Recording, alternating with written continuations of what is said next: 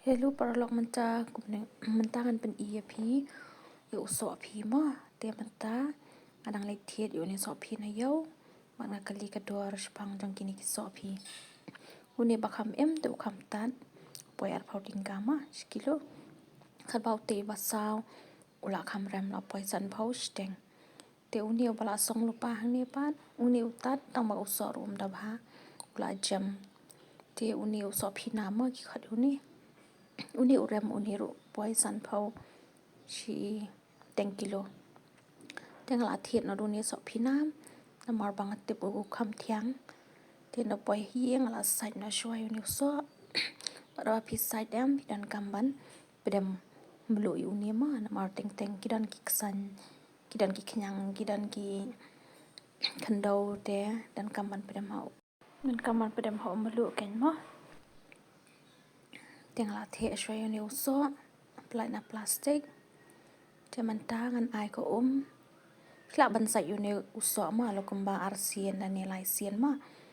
nomor ka shong kat kum ka jing khoi dan ki so ba ki tam na po madan te ki kham cha ing la dei tu so ba shukhet direct na po jrong diam tu kham khoi ma te man ta ngala at sho kan ka malu kumba lai shong mai e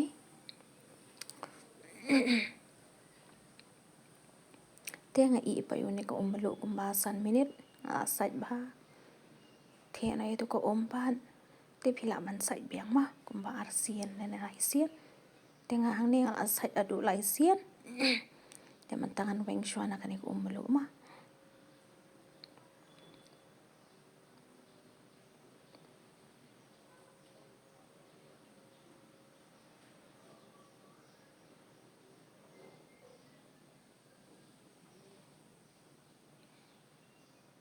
pet kita ini i jinjak khleh ma ki mi no so hadin bala pedem lỗ mà pet kito long proi proi kidan du ki knyang ma ki kenjak san kum to kan te ngala sạch biếng si xiên yo ne so mar ba bun xiên o ne so em chạy dan chi em la de ki ti tam na sạch khoi ngala de sạch ru kom sha lai xiên ma de man ta pan ngala player khoi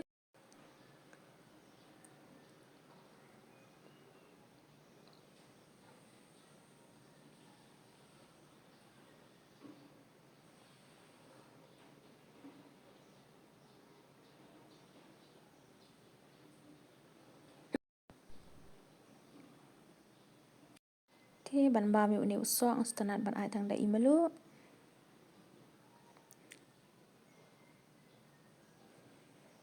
but iso men ken dung te shang kum jong phi dan ki bastanat ban ai da u ba ishini ro khan dia han re nga pastanat ban ai tang imlo be so man ken ma na ma ne so la thiang pa ti ring teng ro shi bam tang kum to ro te se comment paralok kum no phi stanat ban ba mi ni jai so ma